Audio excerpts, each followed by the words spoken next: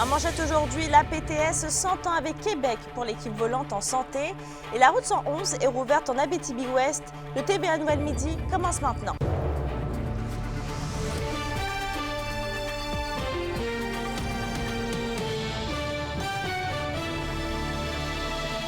Bon vendredi tout le monde et bienvenue parmi nous.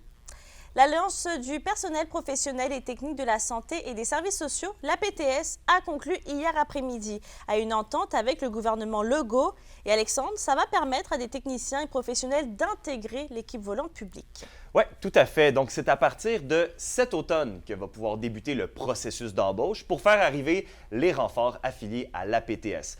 L'entente inclut un montant forfaitaire de 100 $ par jour qui sera offert aux travailleurs qui se joignent à cette équipe volante. Le représentant national de l'APTS dans la région, Carl Véro, constate un manque de mesures structurantes et voit ces équipes volantes comme une bonne solution à court et moyen terme.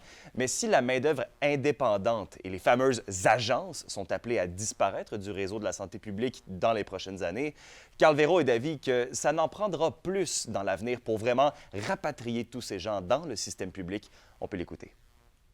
On croit que ce qui a été négocié dans cette entente-là devra être éventuellement bonifié. Il ne faut pas oublier également que nous, en Abitibi-Témiscamingue, ce qu'on demandait lors de la dernière négociation, on comprend que la négociation a été terminée, mais si on voulait mettre de réelles mesures structurantes pour changer le pouls au niveau de la pénurie de main-d'œuvre, c'était de mettre des moyens attractifs pour que les gens viennent s'installer en Abitibi-Témiscamingue, ce qui n'est pas le cas avec une équipe volante comme celle-ci. Dans le fond, les gens vont venir, vont donner une prestation de service, vont recevoir un salaire, ils vont quitter la région, ils vont aller dépenser leur argent ailleurs. Et Alexandre, les infirmières volantes ont aussi fait leur arrivée dans la région ce mois-ci. Oui, pour l'instant, on parle de 3 infirmières déployées à Amos, Rouyn-Noranda et Ville-Marie. Il y en a 2 autres qui sont attendues dans les 2 prochaines semaines pour un total de 5. Mais ce n'est pas assez selon le président de la FIC CISAT, Jean-Sébastien Blais. Selon lui, les attentes étaient beaucoup plus grandes. C'est une aide qui est la bienvenue, mais qui reste selon des gens qui vont venir ça reste des gens qui vont devenir donner un coup de main temporairement pour seulement 1 à 3 mois, tout dépendant. Je vous laisse l'écouter. Quelqu'un qui viendrait passer 1 mois en région puis qui a 2 semaines de formation, finalement, ce sera 2 semaines uniquement un coup de main sur nos départements. Donc oui, ça vient déjà rajouter une pression supplémentaire à nos infirmières qui doivent former de la main-d'œuvre indépendante, qui doivent former des infirmières qui sont en prêt de service et maintenant qui devront former des équipes volantes aussi. Parce que nos 3 députés en région de la CAQ ont une dernière chance de faire bonne impression et puis d'aller nous chercher des incitatifs qui vont faire la différence et nous permettre de maintenir l'offre de service que les gens ont droit. D'ailleurs, je vous rappelle que la Fédération interprofessionnelle de la santé du Québec n'a toujours pas signé d'entente avec le gouvernement. Jean-Sébastien Blais n'écarte toujours pas un retour en grève pour l'automne prochain. Pour ma part, je vous reviens ce soir avec un reportage complet sur la situation des équipes volantes dans la région. Parfait. Merci Alexandre. Au revoir. En Abitibi-Ouest, maintenant, la route 111 à la hauteur du chemin de la plage à Tachereau est maintenant rouverte à la circulation en alternance. On rappelle qu'hier matin, un camion transportant du bois s'est renversé sur cette même route à la hauteur du ruisseau du Chevreuil. Et à la demande d'urgence environnement, la route était encore bloquée en matinée pour l'analyse en déversement. Et d'ailleurs, en parlant de route, dès lundi prochain, des travaux d'entretien vont être réalisés sur la 117 à la hauteur de Rivière-Éva. Plus précisément entre le kilomètre 548 et l'intersection avec le chemin de la Gravière. La circulation va donc se faire en alternance avec des feux de chantier du lundi au vendredi entre 8 h et 16 h. Et l'entrave routière devrait normalement se poursuivre jusqu'au mardi 13 août prochain. Sur notre sujet, la saison touristique bat son plein au Parc national d'Aiguebelle. La passerelle suspendue est toujours fermée temporairement en raison d'un bris sur l'un des tendeurs secondaires. Une première phase de travaux est prévue cet automne et pour l'instant, les réparations n'ont pas été amorcées puisque la passerelle est située près de lieux de nidification de faucons pèlerins. Dans un autre dossier, un groupe de citoyens dans la vallée de l'Or s'organise pour voir naître une voie d'accotement sur la route 111 entre Val-d'Or et Vassan. Ils veulent pouvoir y rouler en bicyclette en toute sécurité et ils déplorent le fait que la région ne soit pas dotée d'infrastructures plus importantes pour pratiquer le cyclotourisme. Des démarches avaient d'ailleurs été faites dans les dernières années, mais rien n'avait été concrétisé. Et semble-t-il que le dossier pourrait débloquer alors que le député d'Abitibi-Est, Pierre Dufour, les supporte dans leur démarche. Puis, on avait fait un petit comité, quelques rencontres. On s'était réunis, une couple de citoyens, pour essayer de voir qu'est-ce qu'il fallait faire. Mais ça a comme pas développé jamais. Puis on n'a pas jamais su qu'est-ce qu'il fallait faire de plus.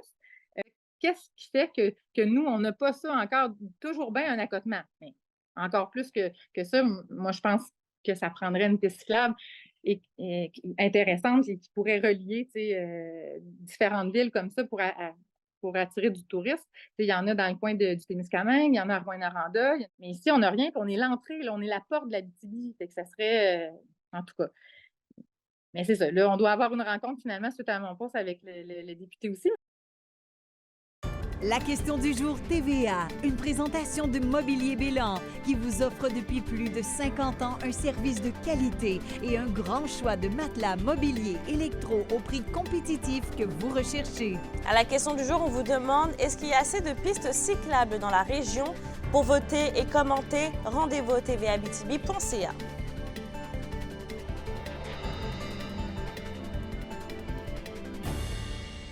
On vous en parlait la semaine dernière de la ferme GMA Gauthier qui justement continue de faire parler d'elle. Après avoir été couronnée meilleur lait biologique de la province, voilà que l'une des propriétaires de l'entreprise se lance à la poursuite d'un autre titre, à nouveau Alexandre Cabana. Saviez-vous que le meilleur lait bio du Québec, c'est eux qui le font? C'est vrai, la ferme JMA Gauthier de Lorrainville a gagné meilleur lait bio en 2023.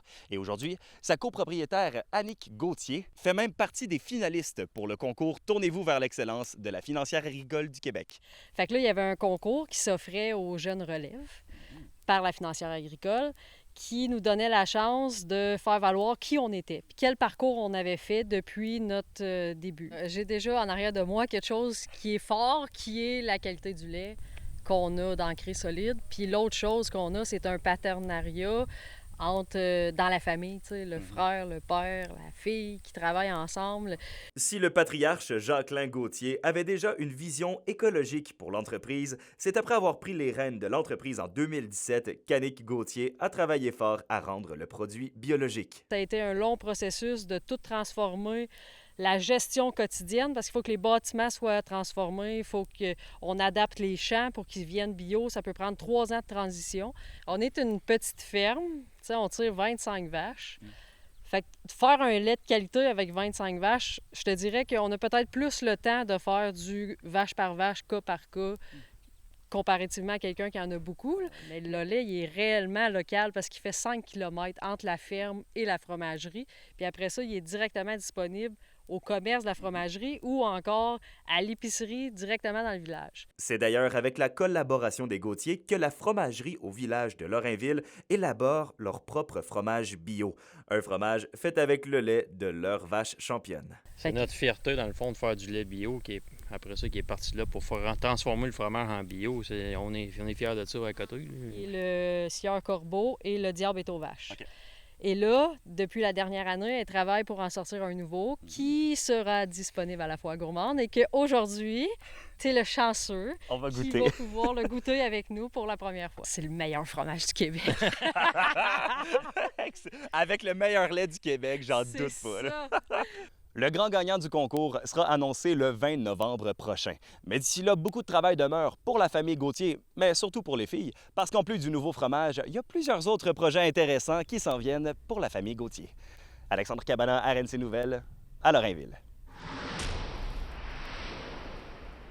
La troupe à cœur ouvert termine ce samedi sa production estivale Dernier embarquement au paradis. Après 12 représentations et 3000 billets vendus, la troupe dit pour une dernière fois au revoir au paradis du Nord.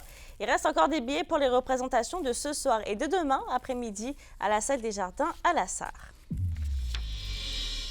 La Supercoupe Abitibi-Témiscamingue se poursuit en fin de semaine.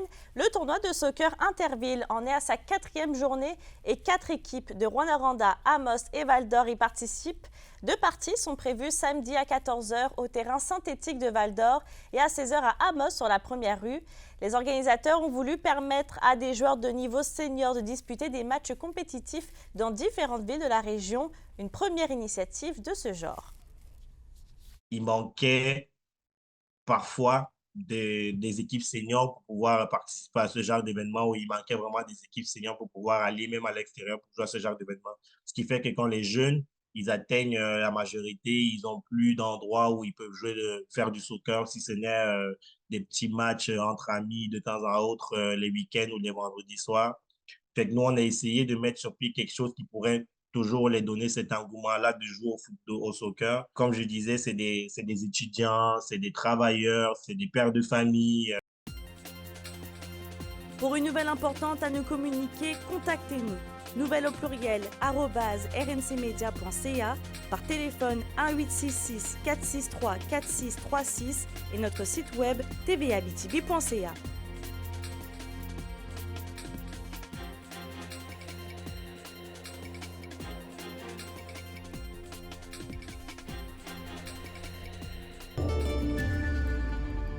À la météo aujourd'hui, on aura une alternance de soleil et de nuages dans la région avec un 40% quand même de probabilité d'averse avec un risque d'orage en Abitibi. Et il va faire très chaud, il va faire un maximum de 31 degrés. Pour ce soir et cette nuit, ça va être partiellement nuageux avec un 40 à 60% de probabilité d'averse et encore une nouvelle fois un risque d'orage sur tous les secteurs. Il va faire un minimum de 17 et 18 degrés. Et je termine avec le CHSLD, la Maison du Boulot Blanc qui rouvre ses portes le 13 août prochain. Sur ce, je souhaite de passer une belle journée et on se retrouve au TVA de 17h58.